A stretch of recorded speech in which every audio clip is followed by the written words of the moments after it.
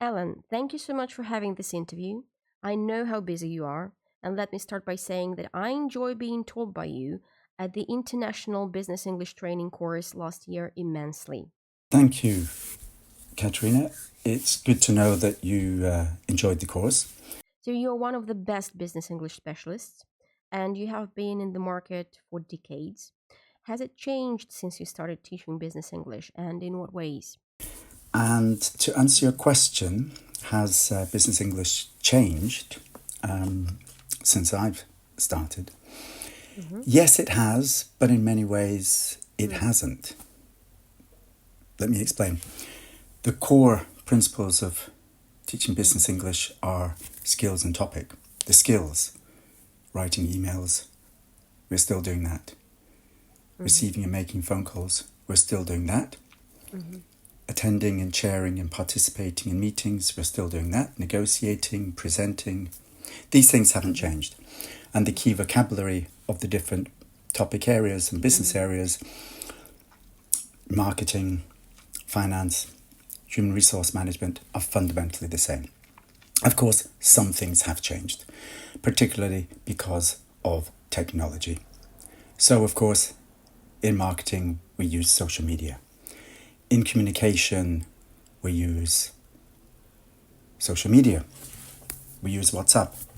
We write differently. We write short messages. When you send a message to someone, a colleague or a client, people now expect a faster response.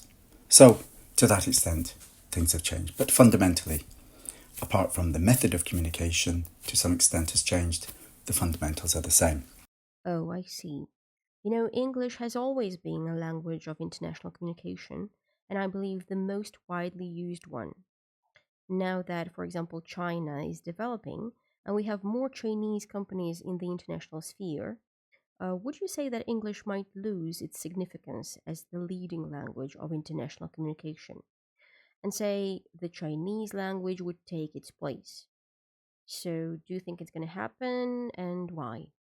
I would say it will not replace English as the language of international communication, uh, basically because English is established and English as a language, Mm-hmm.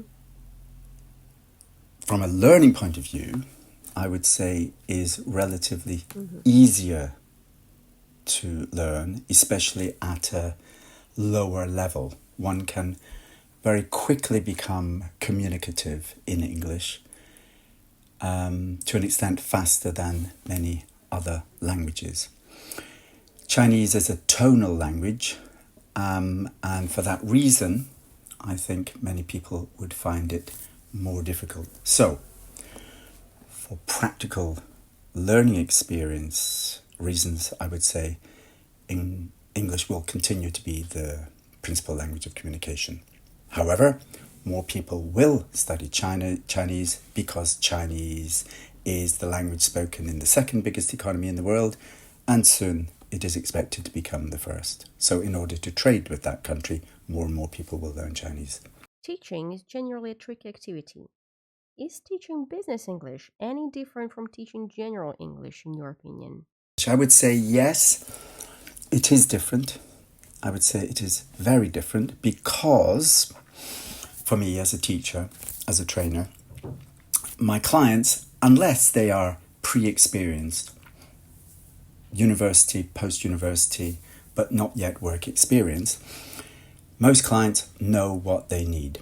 They use English now, maybe only a little.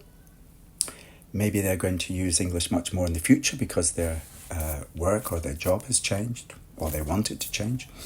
And generally, they know what they need. They work in a particular area, for example, human resource management or logistics or finance. So that's the vocabulary and lexis they need.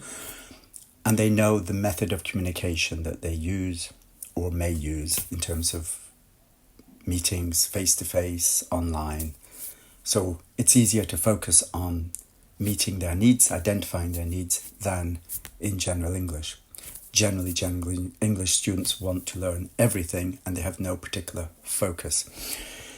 If a learner is pre-experienced, then they don't know necessarily what they will need when they start working in a commercial or business environment.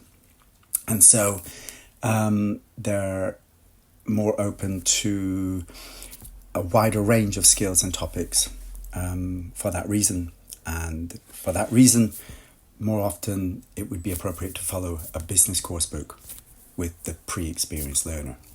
Throughout your career, you must have had some ups and downs.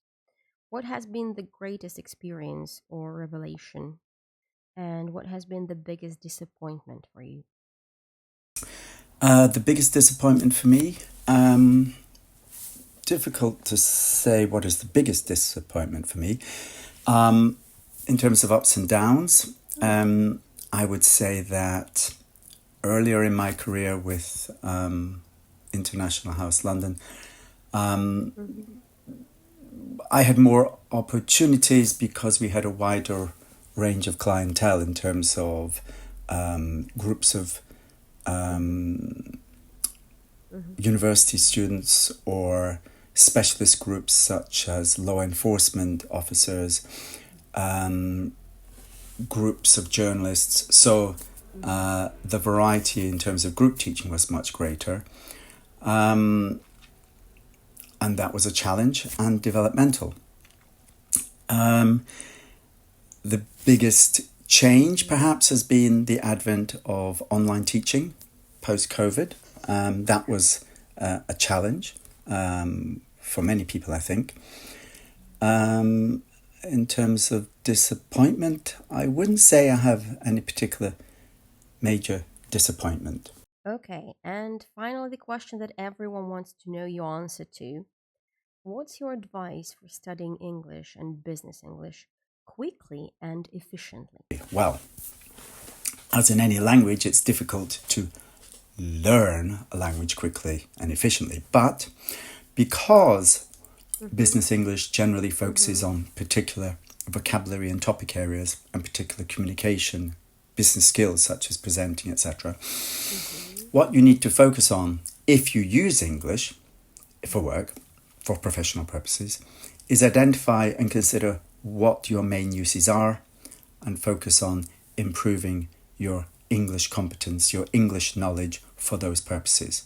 So, if you participate in meetings, focus on learning language used typically in participating in meetings, for example, or leading meetings.